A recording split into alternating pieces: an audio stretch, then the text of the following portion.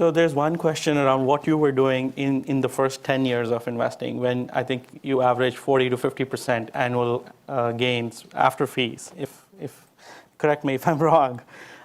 What was the strategy that you and Rob Goldstein were following in those days, and what parts of that are actionable for the individual investor compared to the index plus strategy? You know. Sure. So stock investing is figuring out what a business is worth and paying less. And so that hasn't changed. What makes a company worth something and what makes it cheap relative to that. It's pretty straightforward.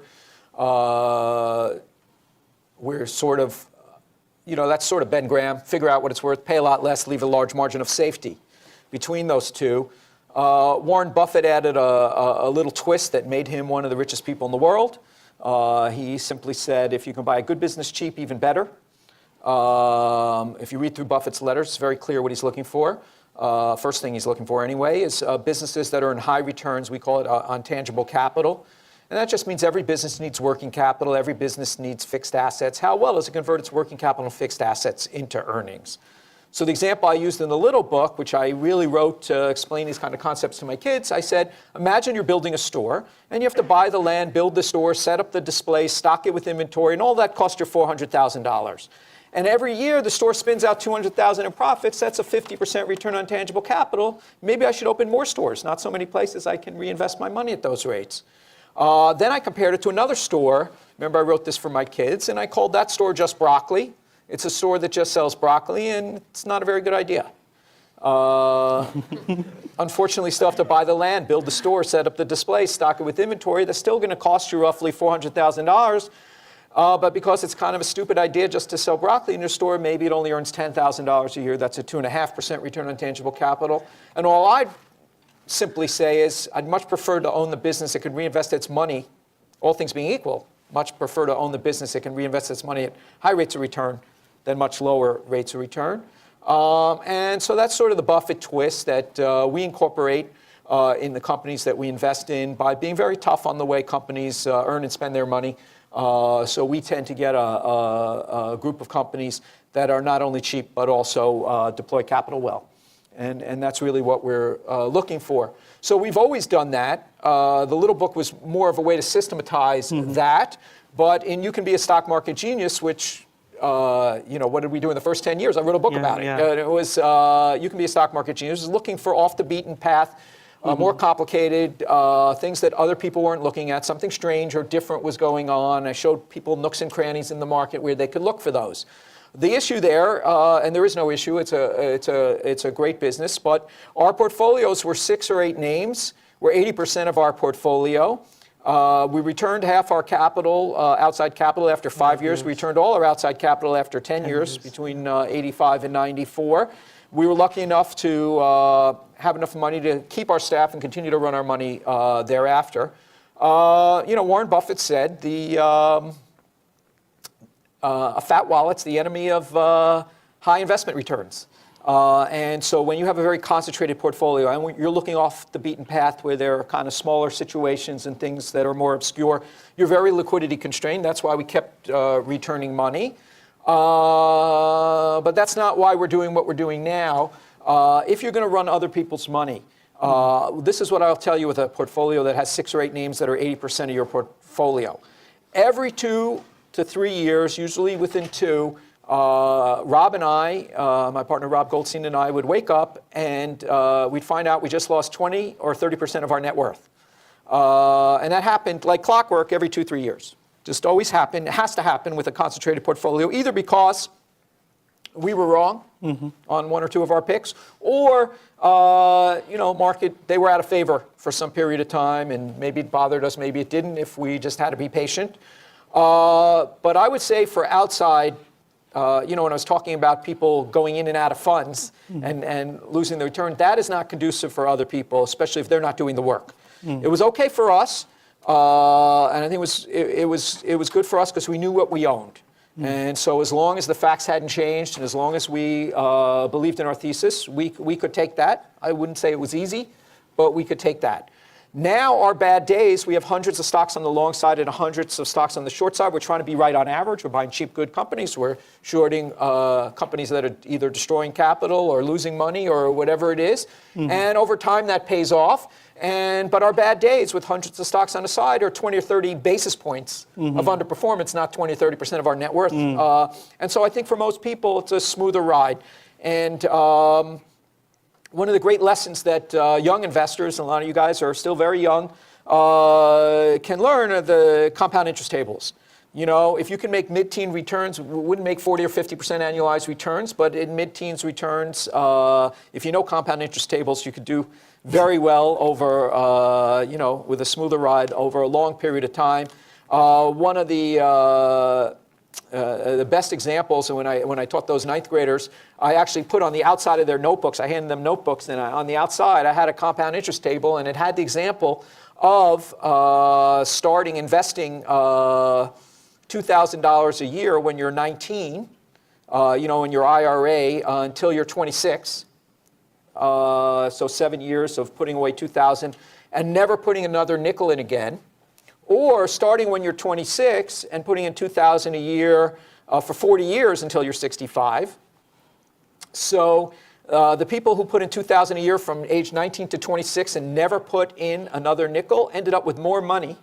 If you earn 10% a year on that money, they ended up with more money with those 7 payments than the people who started 26 and put in 40 payments till they were 65. You end up with more money, the 19 to 26. Just a very important lesson to learn about starting early. I know all of you are over 19, so I'm sorry I didn't tell you this. but these kids weren't. And so compound interest tables are important. So you're young. If you stay with a very methodical investment strategy that makes sense over time, you can all still do very, very well. The question is, you know, how should I invest my money? You know, the move to passive can cause, you know, with all the ETFs and everything else, can cause dislocations in the short term because people are not discerning. Each company, remember I said stocks are not pieces of paper that bounce around that you put Sharpe ratios and Sortinos on. Their ownership shares of businesses. And businesses, there's a dispersion in their fundamentals. You know, how one's doing versus another. When you just take an ETF and don't discern between the differences in the fundamentals, that can cause dislocations in the short term. That just makes me smile more because those dislocations mean, hey, I can find bargains because people stop thinking.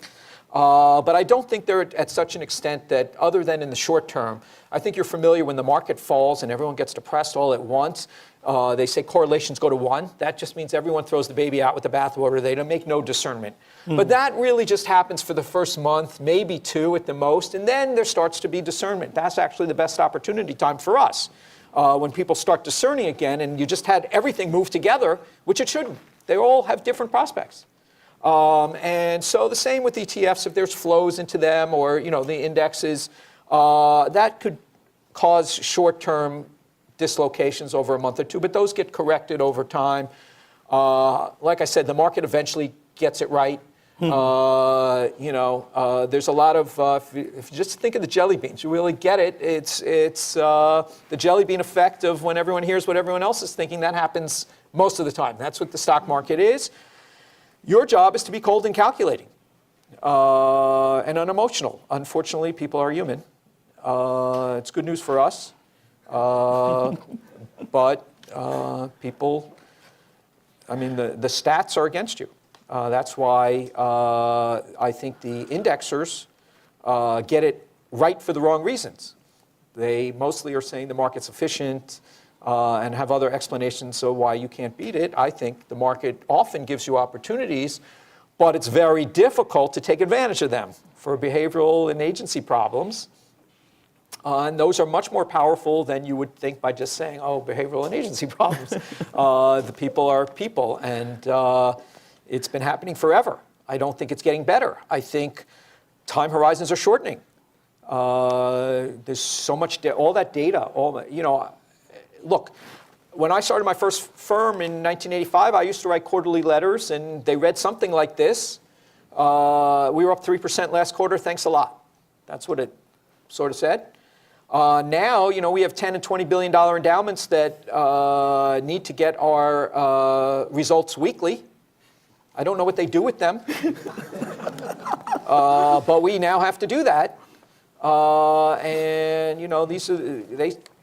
most of them do a good job with it, but that's just the way of the world. So if you keep measuring things in shorter periods, and you can measure them, and there's more data, it doesn't make it better. It makes you more susceptible to emotional influence. So that world's getting better. The last man standing is patience. We call it time arbitrage. Other people call it time arbitrage. Just being patient. That's in really short supply. It's not getting better. It's things are moving to faster and less patience. So that's really the secret. Well, when I first started out, I was doing very concentrated portfolios, and I did that for quite a long time, several decades. We had concentrated. By concentrated, I mean 6 to 8 stocks were 80% plus of our portfolio. Okay?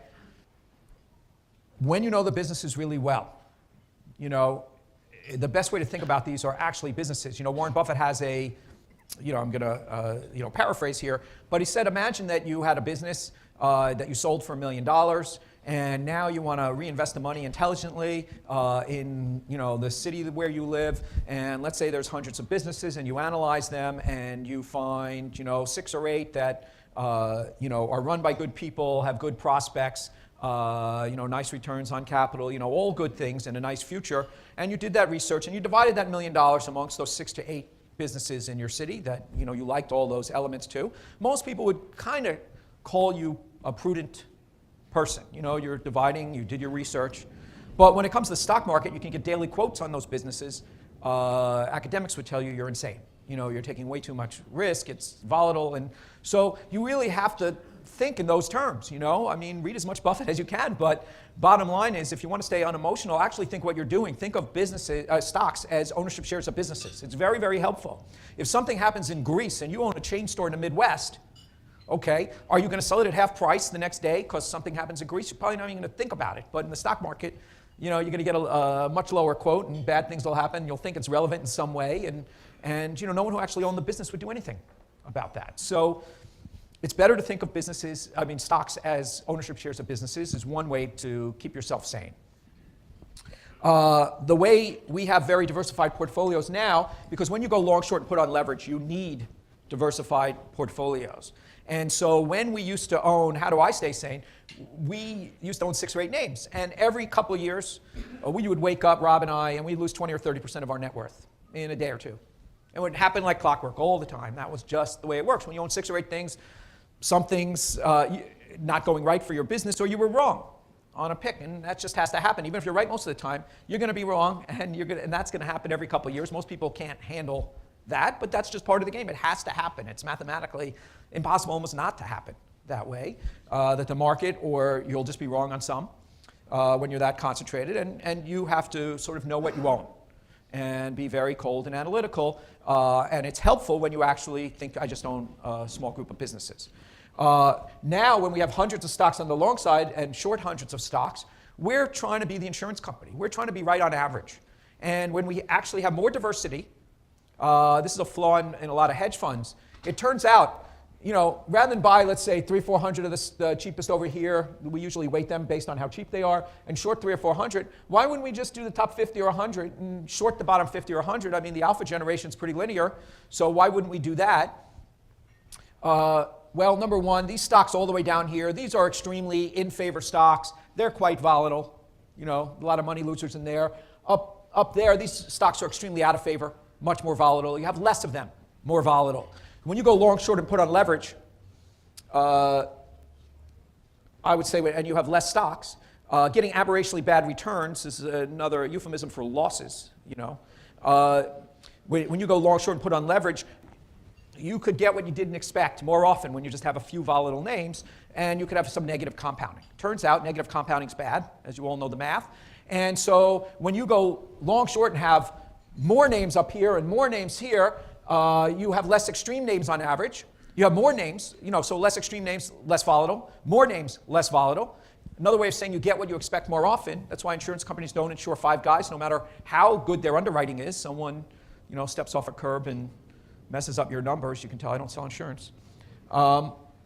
So when you go long-term put on leverage, you get what you expect more often. You spend less time negative compounding. You actually end up with higher returns. Even though the alpha generation is linear, when you go more diversified, you end up with slightly higher returns and a lot less volatility, so there's no trade-off. So that's not really the math that most investors look at. It's not what typical hedge funds look at. They're actually most of them are very under diversified. Even though this is factual, this is what happened. So these guys did beat these guys, but by adding some of these guys, you can actually make more money by keeping less volatile. And so it's one way to, so now our bad days, to be honest, in our diversified portfolios, we underperform by 20 or 30 basis points. So that's how we stay sane. That's our bad day, as opposed to losing 20 or 30% of our net worth. So we trained ourselves over many years to be, by being concentrated investors for so long. So it's complicated. I would say that the best idea is to think of stocks as ownership shares of businesses and really believe that. Really don't, when I got on a very big investment board and my first memo I wrote with the chairman of the committee said, oh, this is a great memo, you should hand it out. And then I almost got shot. And my suggestion, I hadn't been there, it was like a really big board and I hadn't been on one yet. It was about 15 years ago. And my suggestion was stop reporting your returns to everybody else so that you just do what you think smart long term and you don't worry about how you compare to all the other guys on the lead table of who did the best and who did the worst. So no one really liked that idea, and it might not be realistic, but that's the way you should think about investing, So even Warren Buffett says the vast majority of people should index, and I agree with him. So are there any questions, or do I have any time?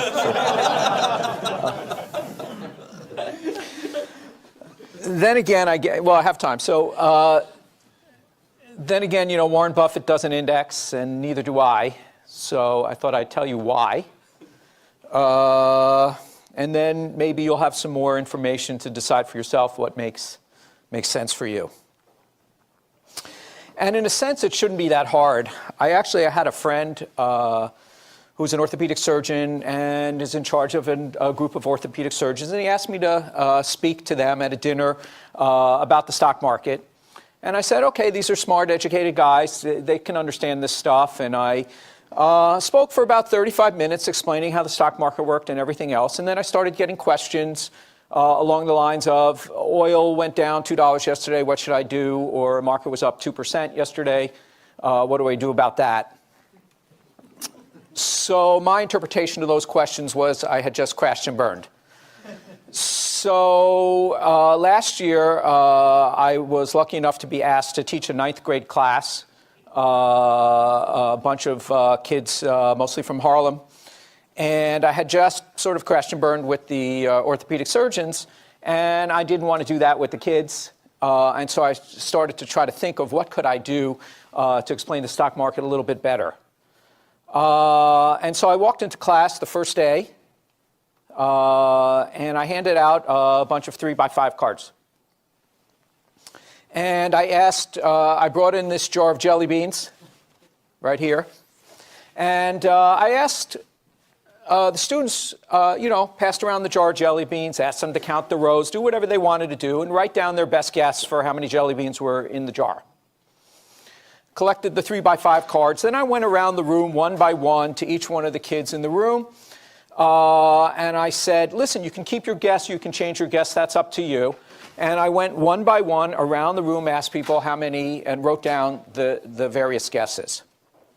So it turned out the average of the guesses for the 3x5 cards was 1,771 jelly beans. There are 1,776 jelly beans in the jar, so that was pretty good. The guess when I went around the room, that was 850 jelly beans. And I explained to them that the stock market's actually the second guess. Okay, because everyone knows what they just read in the paper, what the guy next to them said, what they saw in the news, and are influenced by everything around them. And that was the second guess, and that's the stock market. The cold calculating guess, when they were counting rows and trying to figure out what was going on, that's actually was the better guess. That's not the stock market, but that's where I see our opportunity. You know, once a year in my class at Columbia, at least for the last 5, 6 years, somebody raises their hand and asks a question that goes something along the lines, something like this. Hey, Joel, congratulations. You've been doing this for 35 years. And you've had a nice record, but now there are more computers, there's more data, there's more ability to crunch numbers, and kind of isn't the party over for us? Isn't it just more hedge funds? There's just a lot more competition. Isn't the party over for us? So my students are generally second-year MBAs. I'd say average age 27 or so. So I just answer it this way. I tell them, let's go back to when you learned how to read. Let's take a look at the most followed market in the world. That would be the United States. Let's take a look at the most followed stocks within the most followed market in the world. Those would be the S&P 500 stocks. Let's take a look at what's happened since you learned how to read. So I tell them from 1997, when they were 9 or 10, to 2000, the S&P 500 doubled. From 2000 to 2002, it halved. From 2002 to 2007, it doubled. From 2007 to 2009, it halved. And from 2009 to today, it's roughly tripled, which is my way of telling them that people are still crazy. That was just the last 17 years. And I'm way understating the case. Because the S&P 500 is an average of 500 stocks. If you lift up the covers and look underneath what's going on, there's huge dispersion of those 500 stocks between those at any particular time that are in favor and those that are out of favor. And so there's a wild ride going underneath the covers. If you look under the covers, there's a wild ride of those 500 stocks at any particular time. And that doubling and halving, with the average of 500 stocks, really smoothing the ride. So there should be an opportunity. And if you understand what stocks are, and I guarantee my students' first day of class, I make a guarantee every year they walk in, and I guarantee them this. If they do good valuation work of a company, I guarantee them the market will agree with them. I just never tell them when. Could be a couple weeks, could be 2 or 3 years, but if they do good valuation work, the market will agree with them. Stocks are not pieces of paper that bounce up and down, and you put complicated ratios on, like Sharpe ratios or Sortino ratios. Stocks are ownership shares of businesses that you are valuing, and if so inclined, try to buy at a discount. So if you believe what Ben Graham said, that this horizontal line is fair value, and this wavy line around that horizontal line are stock prices, and you have a disciplined process to buy perhaps more than your fair share when they're below the line, and if so inclined, sell or short more than your fair share when they're above the line, the market is throwing us pitches all of the time. The reason people don't outperform the market, there are behavioral problems, there are agency problems, but it's not because we're not getting those opportunities. I will show you briefly. Let me tell you how we value stocks. It's not very tough, and I think most of you will understand it. And I think the best example that seems to resonate with most people is thinking about buying a house.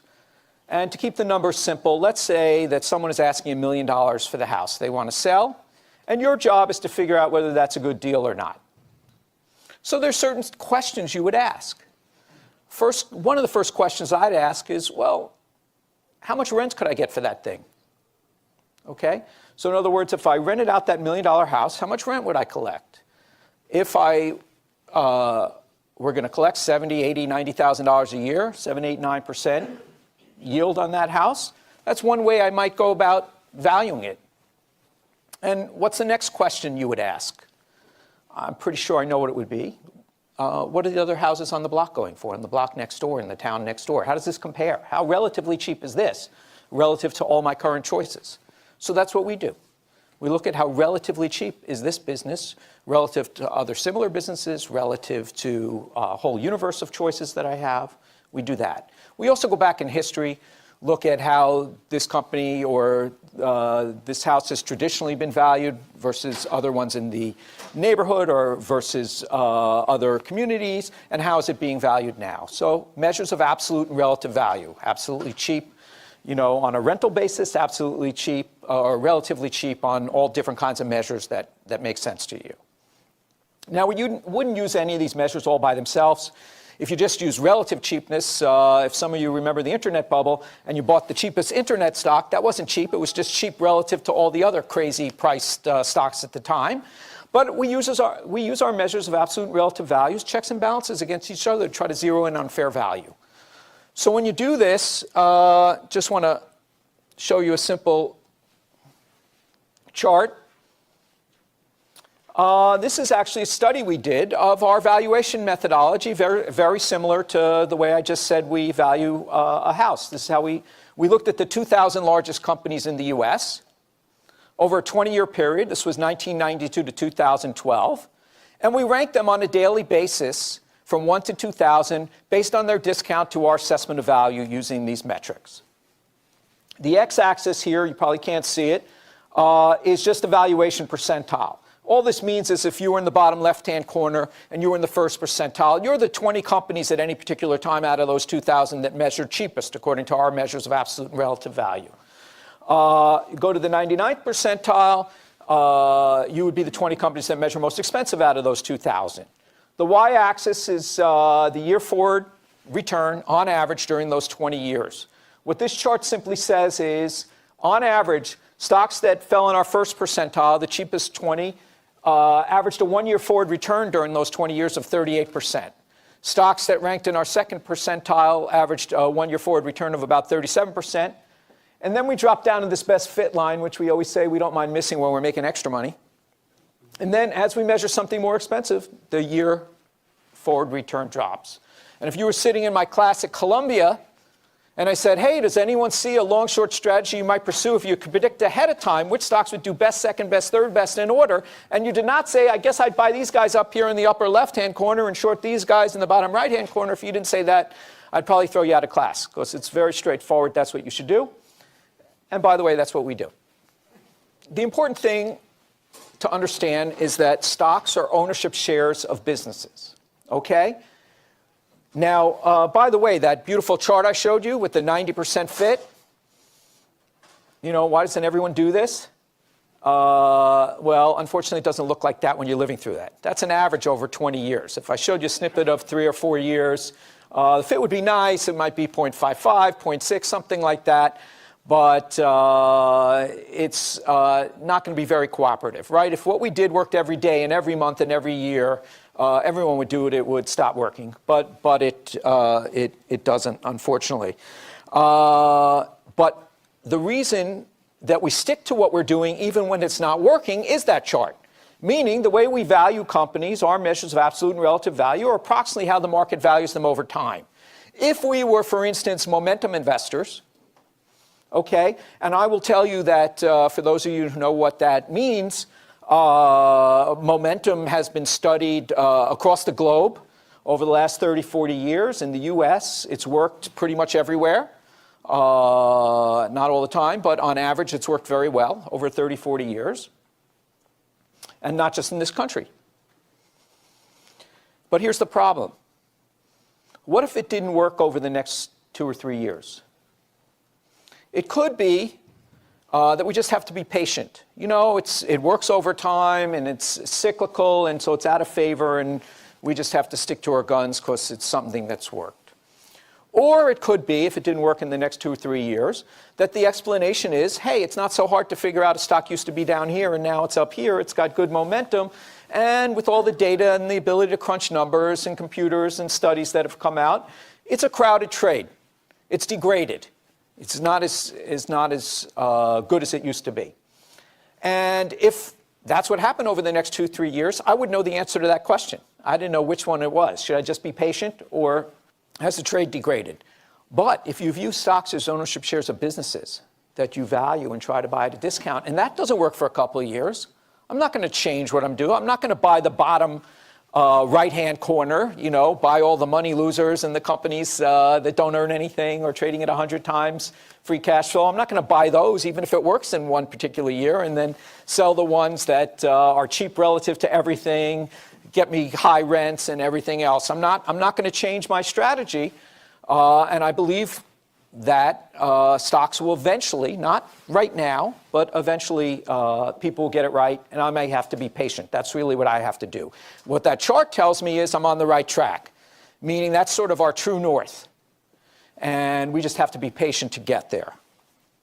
The reason that these simple metrics don't get arbitraged away is the example I usually used for arbitrage is, you see gold in New York at $1,200 and it's selling at London simultaneously at $1,201. Well, an arbitrageur sitting on a trading desk someplace will see that and buy up gold in New York at $1,200 and push the price up a little bit. He'll simultaneously sell gold in London at $1,201, push the price down, and they'll convert someone somewhere in the middle, and it'll happen so fast on a trading desk that you don't really even get to see that. But what if I told you you could buy gold in New York today at $1,200, and sometime in the next 2-3 years you're going to make money, but you could lose 20% of your money while you're waiting? There's no guy sitting on a desk anywhere that really can do that. And frankly, time horizons are getting shorter. It used to be, when I was younger, I used to get quarterly statements and most people would throw them in the garbage. Now you can check your stock price 30 times a minute on the internet. Maybe some of you do. And time horizons are shrinking, and we're just playing time arbitrage. We're being patient, buying cheap, good businesses, and waiting for the market to recognize the value we see. You know, it's interesting. The things that we're short are generally trading at 50 or 100 times earnings or losing money. Those are your sort of choices of the things that we're going to be shorting. So within that group will often be certain types of FANG stocks. If they're not earning a lot of money yet and people are pricing it on 2024 earnings and they have a lot of high hopes involved there. And we're not really opining. We own hundreds of stocks on the long side and hundreds of stocks on the short side. So the bucket of companies that are trading at 50 or 100 times pre-tax free cash flows or losing money, historically, that's the world's worst investment strategy. There will be some winners within that group, and you'll actually know their names because they won. But I call that the tyranny of the anecdote. Okay, it's really the world's worst investment strategy as a group, but some of them will win, and you'll know their names because they won. But as a group, it's a bad investment strategy. So we're really concentrating on companies that have 7, 8, 9% free cash flow yields in a 3% interest rate environment. And while some of those may be priced cheaply because the people are a little concerned about the future, even though they're earning lots of cash flow now, we try to stick to companies that are gushing free cash flow, huge returns on capital, meaning they deploy their capital well. That avoids some of the value traps from traditional value. And so I think that brings up the point, we don't really think of value as low price book, low price sales investing. We're actually valuing businesses based on cash flows like a private equity investor would.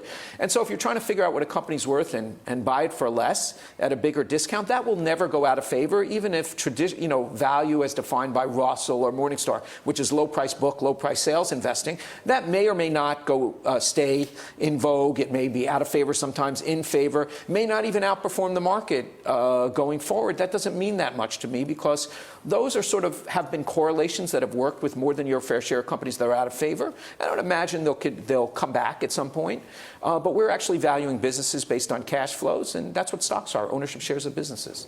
Yeah, so while I say we're not traditional value investors and we're usually categorized by, let's say, a Russell or a Morningstar as blend, as Warren Buffett would say, growth and value are tied at the hip. That's part of valuation.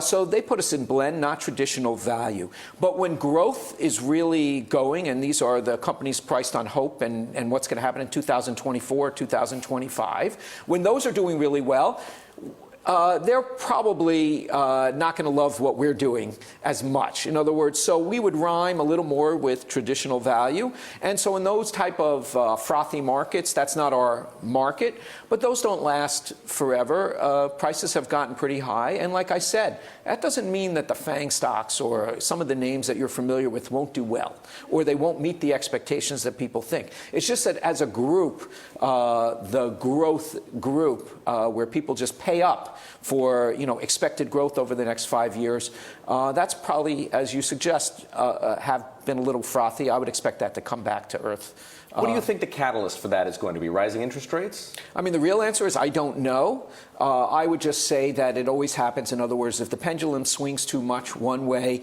there'll be, just like we had a correction in October, that could happen. Things in general are more expensive than usual, but like I said, it could play out in a lot of different ways. Market could fall 18 or 20% tomorrow, or it could just under-earn at 4 to 6% a year for a few years. And that's the way it levels off, meaning lower returns than what people have become But surely some things must confuse you if you evaluate the market based on the things that you've observed in history, the degree to which, for example, companies with bad balance sheets haven't been punished.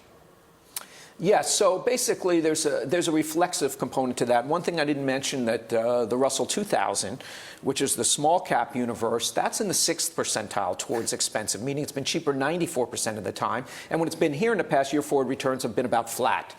So depending on what companies we're talking about, that is super expensive. That should come back over time. It's usually not a good idea to lose money or buy things at 100 times pre-tax free cash flow. It's just a bad idea. Joel, I want to ask you a question about factors. You're not a systematic investor, but I've wondered to myself if there's any way you would ever embrace systematic value investing. And the reason I ask the question is because I know that you teach your students at Columbia to look at a security the way that they would consider buying a house. Well, what if you were buying the neighborhood? Wouldn't you evaluate all the houses in the neighborhood on an aggregate basis and decide whether one neighborhood was cheap relative to another neighborhood being expensive, and maybe the cheap neighborhood on aggregate was worth buying, and maybe selling houses in aggregate in the expensive neighborhood? I hear you. Because over time, that's worked. Right. So the statistics suggest that value is a factor. Yeah. Outperforms growth. It outperforms momentum. It outperforms size. It outperforms everything. Right, but the way people describe value factor as low price book, low price sales, I have no... Well, there are many ways to slice it. Right, but the way that they're categorized by, let's say, a Russell or a Morningstar is low price book, low price sales. And to me, that's not a factor that we look at, okay? We're looking at cash flow. So what happens to that... Would you consider doing it on cash flow? I do. That's what we do. We value businesses. Sure, we're buying the cheapest. And, you brought up the house analogy. So... if you're buying a house, it's pretty simple questions. They're asking $1 million. Your job is to figure out whether it's a good deal or not. So one question you might ask is, if I rented it out and I could get $70,000 or $80,000 a year net of my expenses and interest rates are 3%, does that sound pretty good? How cheap is it relative to similar houses and all neighborhoods? So we look at a company, we say, how cheap is it relative to companies in the same industry? How cheap is it relative to all companies I can choose from? How cheap is it relative to how it's been priced over history relative to the market? These are measures of absolute and relative value that anyone would use to value any earning asset. We can't value gold or Bitcoin that way, and that's why we pass, okay? We don't value, but earning assets, there's standard ways that everyone would value them, and if you don't go crazy and you're very disciplined about it, there's plenty of opportunities always.